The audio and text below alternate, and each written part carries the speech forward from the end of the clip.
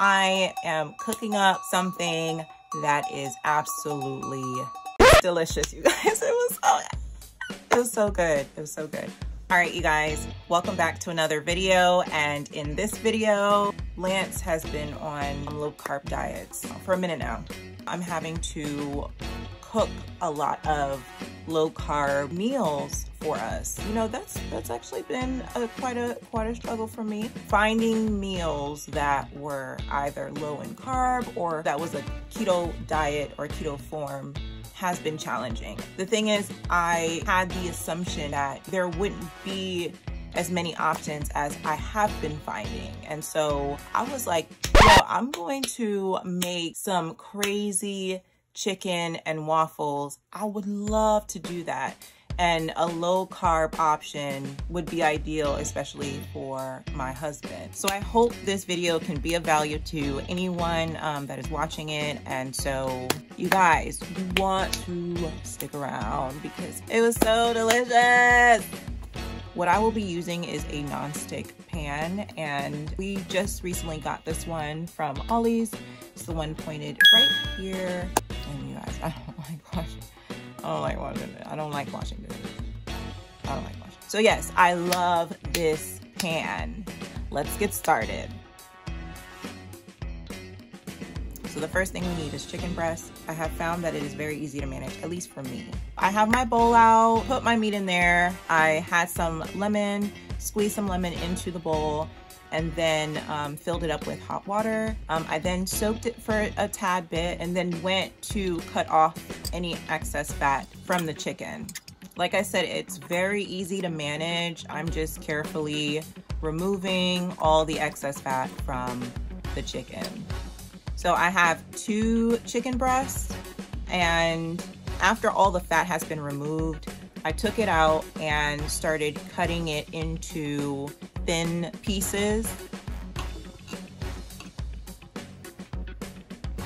And then from there, I cut it into smaller chunks. So here I'm cutting the pieces into smaller chunks. And I'm also removing excess fat as I go along. Very soft. So after cutting it up into chunks, I placed it in a bowl. I added some salt. I mean, really, I didn't put a lot. Just keep in mind when adding salt, you'll be adding other ingredients as well. So when considering that, you can decide how much salt you want to put, but just keep the salt light is what I would recommend here. That's what I have to say about the salt. And then I added some pepper, some black pepper. That was just a top coat, and then I mixed it in after that as well. Here I'm adding some minced onions, mixed it in, still being very gentle with the meat, but at the same time working the ingredients or the seasoning into the chicken. Yep, still working it in, making sure that all the ingredients have been mixed in well. Now I'm adding some minced garlic to the mix. Come on, come on. So I'm trying to be careful not to spill too much of it. Here's the skillet that we will be using. I added some butter. Right, so I added some butter because I wanted a buttery flavor as well. So kind of like that garlic, like buttery garlic taste. So kind of just, you know, spreading an even coat on my pan.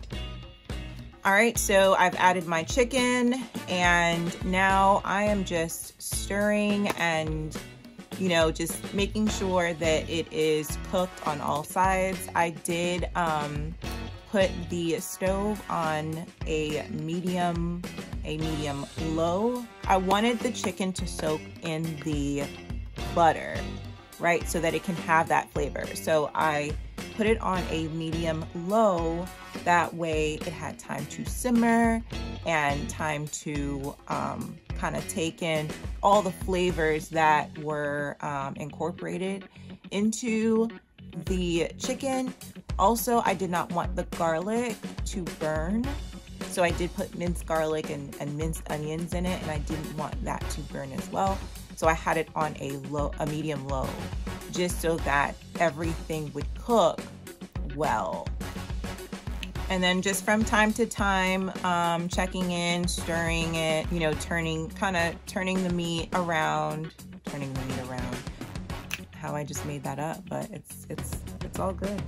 It's all good. For about 15 minutes, at a 15-minute mark, I did bring the heat up a medium temperature.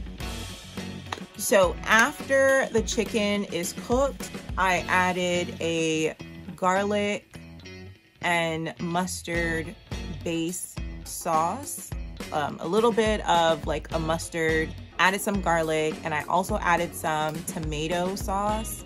Very light, you guys. It has to be very light.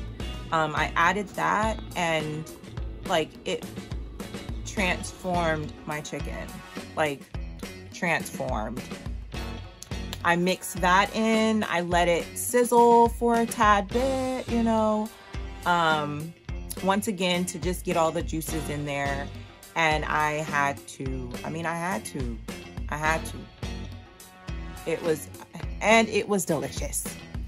Now moving on to the waffles, and here are the ingredients.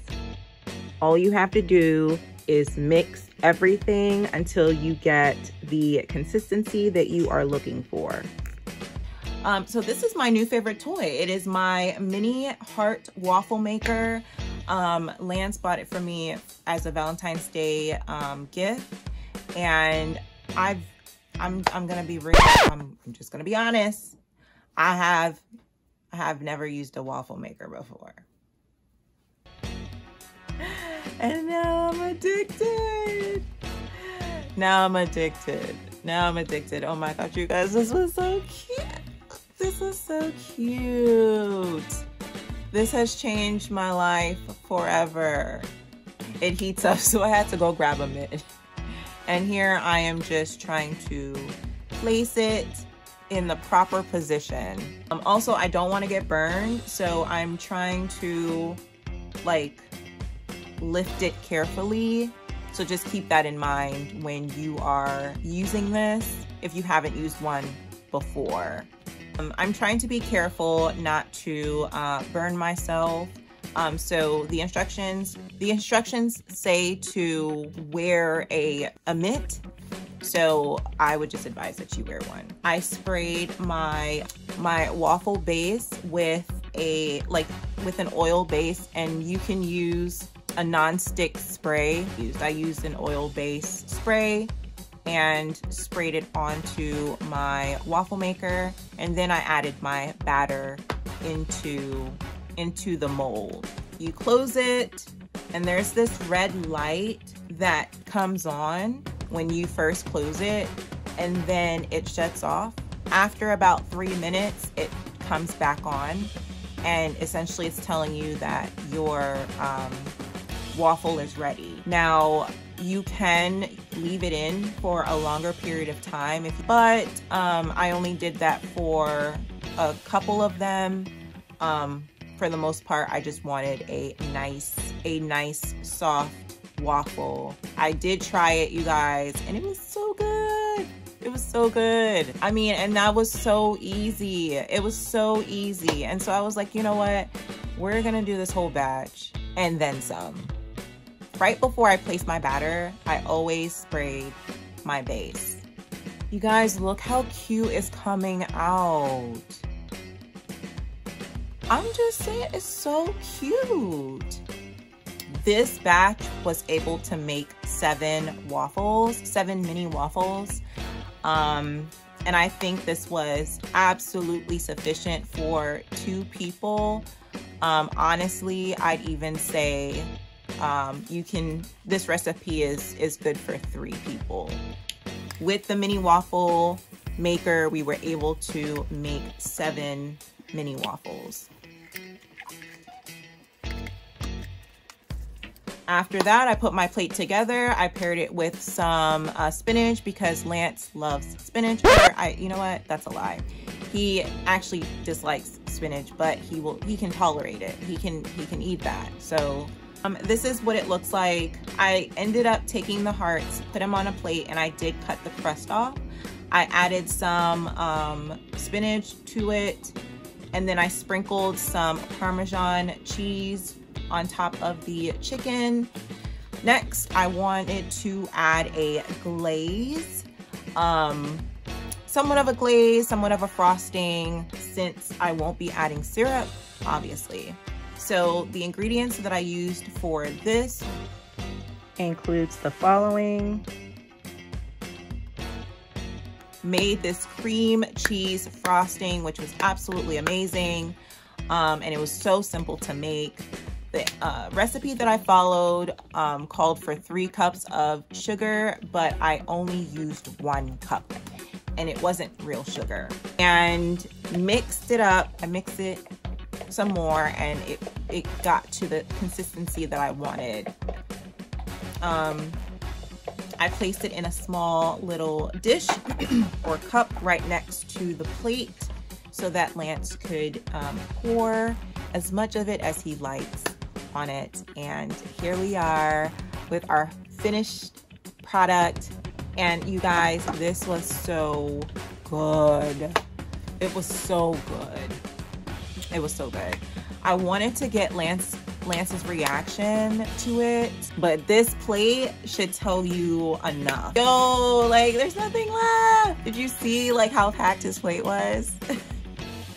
And when I brought it to him too, he was like, this is a lot of food. He's like, no, I'm good. Okay. Yeah, it was a lot of fun putting it together. To God be the glory in Jesus' name. Until next time, you guys, take care.